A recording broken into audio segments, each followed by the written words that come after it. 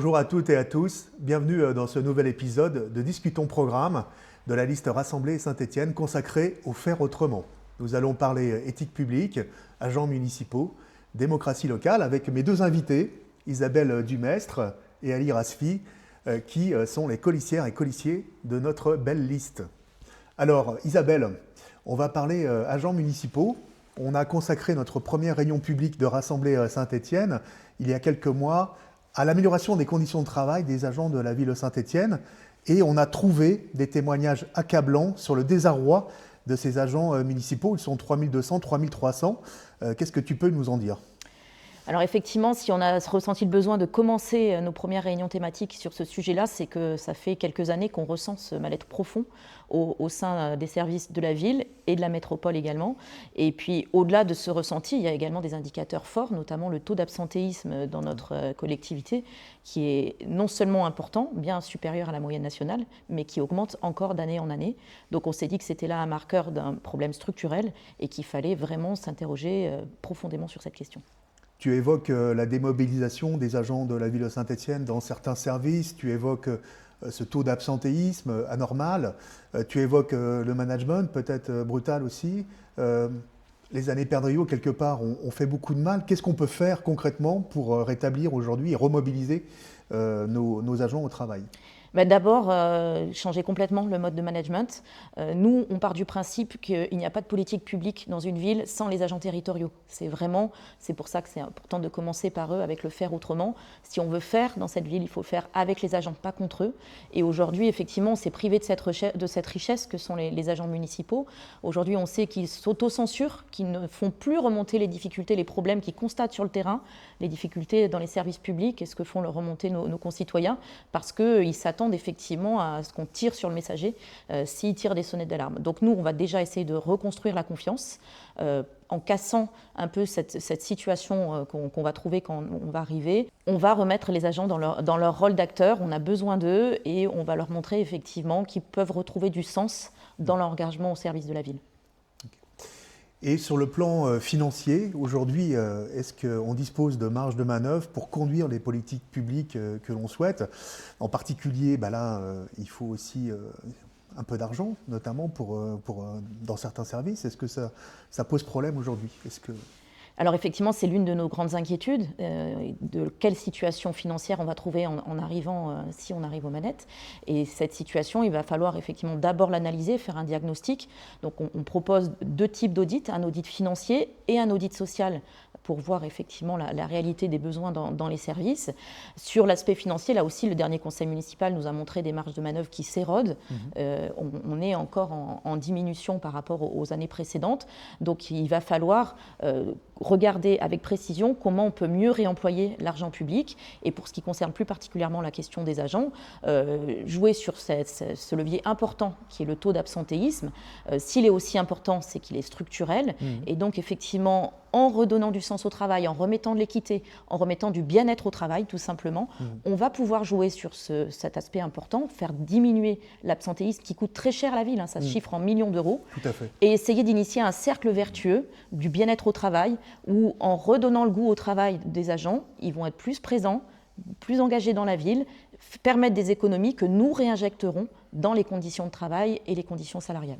Oui, et on a constaté aussi, notamment dans les toutes premières années des mandats de M. Perdriau, des départs de cadres territoriaux, de fonctionnaires territoriaux qui ont été anormalement excessifs.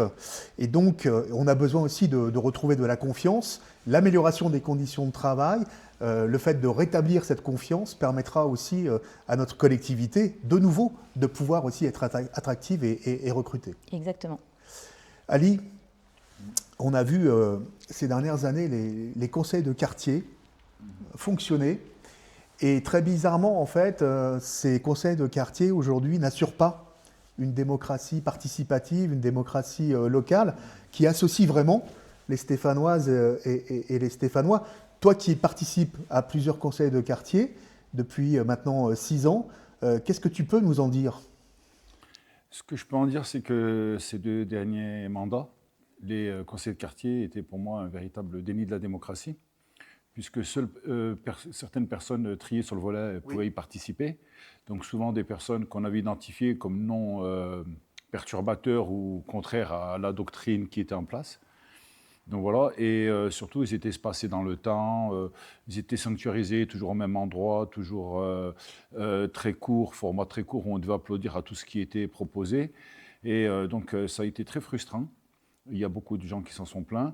Donc c'était pas pour moi très adapté, et surtout qu'on était dans une période post-gilet jaune où il y avait une forte colère, où les gens demandaient plus de participation, plus d'implication dans la vie de leur quartier.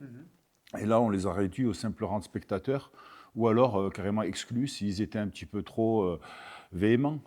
En fait, dans ces conseils de quartier, l'information, elle est descendante. On ne consacre pas beaucoup de temps, en fait, à l'échange, à la discussion, au fait de faire remonter les propositions aussi des habitants sur le terrain.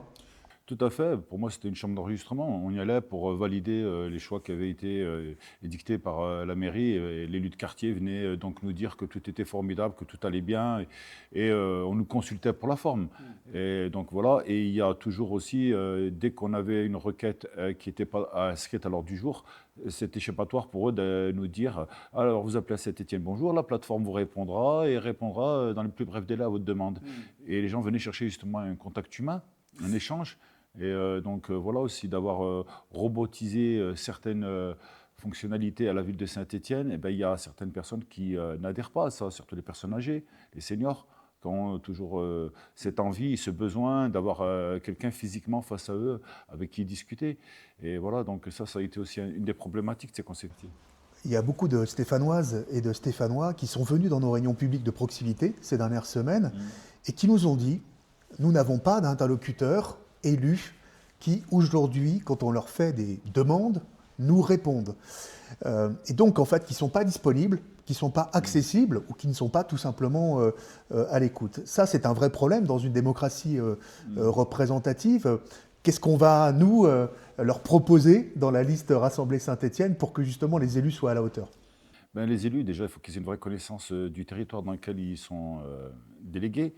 Sur des quartiers aussi larges, par exemple, que le conseil de quartier numéro 12, il y avait 7 ou 8 quartiers. Des quartiers quand même assez grands, comme la Métard, Volfuret, Portail-Rouge, La Rivière, Solor, Val-Benoît, Jomayer. Oui. Tout ça englobé dans un seul et même conseil de quartier, puisqu'en fait, c'était un conseil de quartier qui était adapté au découpage des cantonales dans lequel se représentait l'élu référente. Il n'y avait pas de proximité. Voilà, donc il y avait aussi une méconnaissance des quartiers.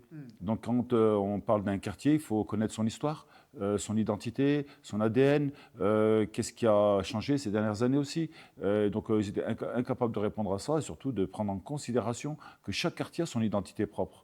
Chaque quartier est comme une personne physique avec une histoire, avec un passé, avec une identité qui lui est propre.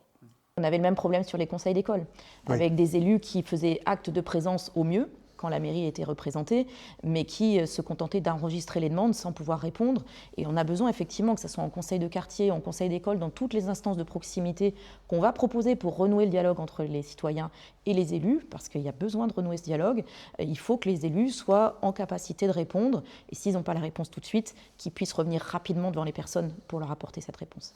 Alors justement, on parlait de cette notion de proximité, de réponse aux demandes des habitants. Quelque part, on voit aussi qu'avec l'affaire Perdriau ces 3 dernières années, il y a eu des élus qui étaient aux abonnés absents. Et donc, on va parler un petit peu éthique publique des élus locaux. Isabelle, on a consacré une réunion publique à ce thème au mois de septembre dernier, au mois de septembre 2025.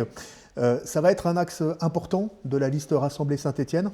Je dirais même un axe fondamental. Je pense que c'est sur ça qu'on fonde tous et toutes nos engagements, à tes côtés, Régis, parce qu'on a besoin vraiment de redonner un petit peu de ces lettres de noblesse à la politique locale. Jusqu'à présent, le maire était la figure parmi les élus envers lesquels les citoyens avaient encore de la confiance. Et à Saint-Étienne, même ça a été abîmé. Donc on a besoin de tout reconstruire. Et donc effectivement, alors déjà, cette éthique, on l'a en nous, à travers l'engagement qu'on a pu porter, que ce soit dans nos engagements associatifs, syndicaux, politique, et on amène tout ça avec vraiment ça chevillé dans nos tripes, et après avec des propositions qui sont sorties de cette réunion extrêmement intéressantes avec différents leviers, à la fois au niveau des élus, à la fois en direction de la population et puis surtout en matière de transparence de la gestion des fonds publics. Par exemple, la question de la transparence des subventions est revenue très fréquemment, Oui. très régulièrement. Qu'est-ce qu'on va pouvoir améliorer pour que tous les habitants à Saint-Étienne puissent avoir connaissance de critères objectifs ? Alors là, effectivement, c'est une de nos priorités. Rendre de la transparence, ça nous est demandé par tout le monde. Les acteurs culturels, Oui. associatifs, sportifs, de l'éducation populaire.